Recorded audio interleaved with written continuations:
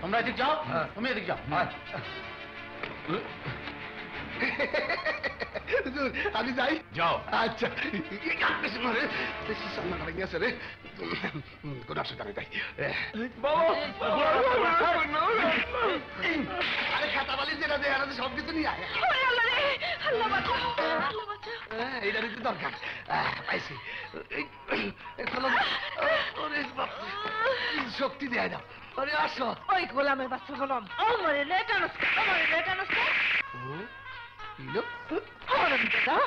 দেখলাম এটা তো বুড়ি দোলাম ছুরি হয়ে গেল বুড়ি জোয়ানটা কই? সিপাহী, খাজনা দিতে ব্যর্থ হলে যার যা আছে নিয়ে এসো। শালা খাজনা দিবে না, গরু নিয়ে যাও। গরু আমার শেষ সম্বল বাবা, নিয়েন না বাবা। বাবা আমার গরু শেষ সম্বল বাবা, আপনার পায়ে পড়ে আমার গরুটা নিয়েন না বাবা। আল্লাহ আল্লাহ এর বিচার করো হুজুর, এইবারের মতো মাফ করে দেন হুজুর। হুজুর এই বছর ফসল ভালো হয় নাই, আমি কথা দিচ্ছি হুজুর, আগামী বছর সব খাজনা শোধ করে দিব। তোদের মতো ছোট লোকদের কাছ থেকে কিভাবে খাজনা আদায় করতে হয় তাই দিদারের ভালো করে জানা আছে।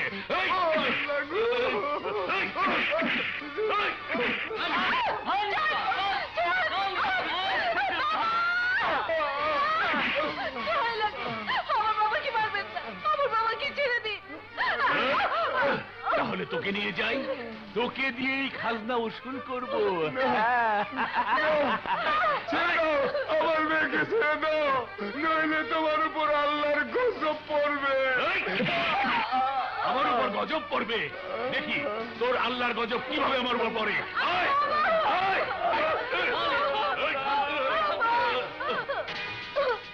এই ওই মেয়েটাকে ছেড়ে দে। তুই কে? আমি অসহায় মানুষের বন্ধু, ছেড়ে দে বলছি। সিপাহী,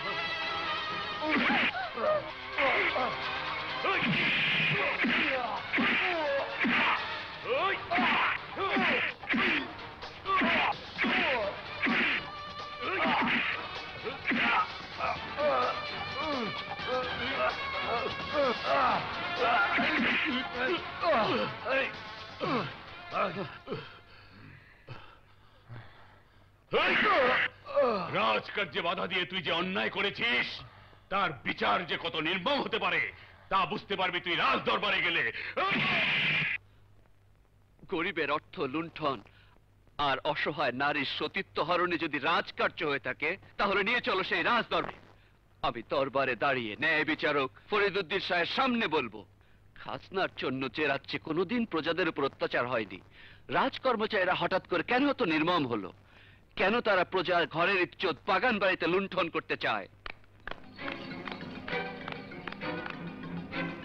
তোমরা শুনে রাখো, উদয়নগর রাজ্যের রাজকর্মচারীরা যদি গরিবের ইজ্জত লুণ্ঠন করতে চায় তাহলে প্রতিবাদের লাঠি হাতে সামনে এসে দাঁড়াবে এই আলী।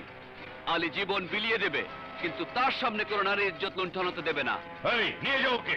দাঁড়াও, ওকে ছেড়ে দাও। শোনো, তোমরা যাও।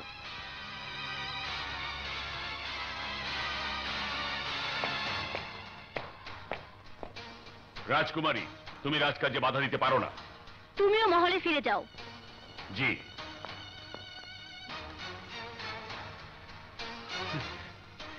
শালারা ভাগিনা কোথাও লাগেনি তো? না মামা।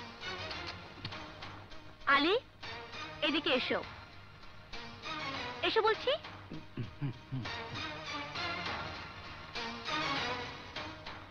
জি রাজকুমারী। টাঙায় ওঠো। জি। ওঠো বলছি।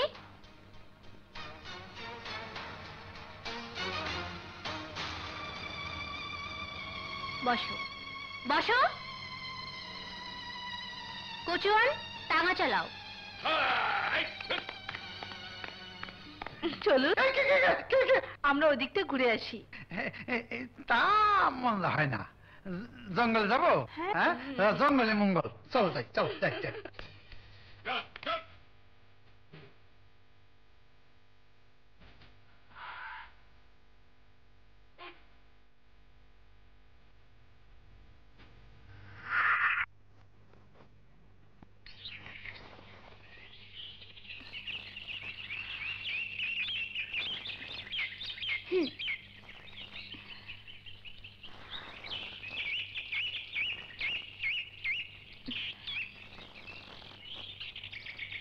রাজকুমারী, হঠাৎ এইখানে এইভাবে নিয়ে এলেন?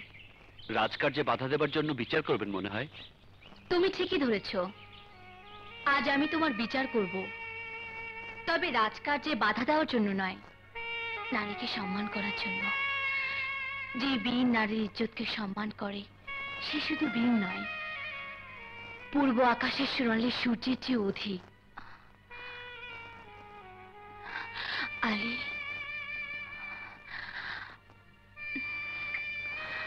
আমার ভালোবাসার উপহার, তুমি আমার রাজকুমার। একজন জেলের ছেলেকে আপনি রাজকুমার বলছেন? রাজকুমারী? হ্যাঁ বলছি, যার চরণতলে রাজকুমারী মালিকার ঠাই, সে রাজকুমার না হলেও হয়ে গেছে। এ অসম্ভব রাজকুমারী। আমি একজন সামান্য জেলে, না আছে আমার কোনো রাজ্য, না আছে আমার কপালে রাজ তিলক।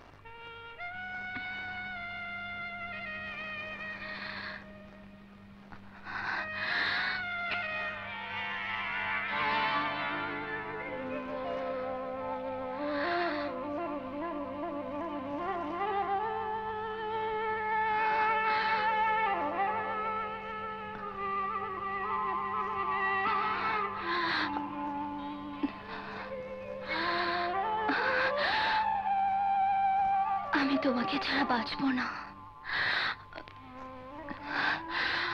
মালিকা, আলী, আমি তোমাকে ভালোবাসি আলী। হয়ে গেছে রে,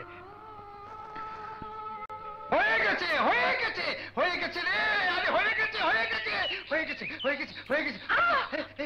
কি হয়েছে?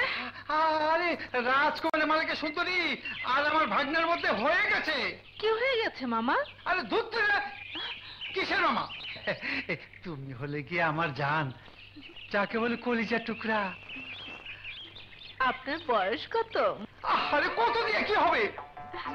বয়সের দিকে না তাকিয়ে এই মনটার দিকে তাকাও, দেখবে আমাকে 16 বছর যুবকের মতো মনে হবে। এসো আমার কাছে, এসো আমার পরাণ।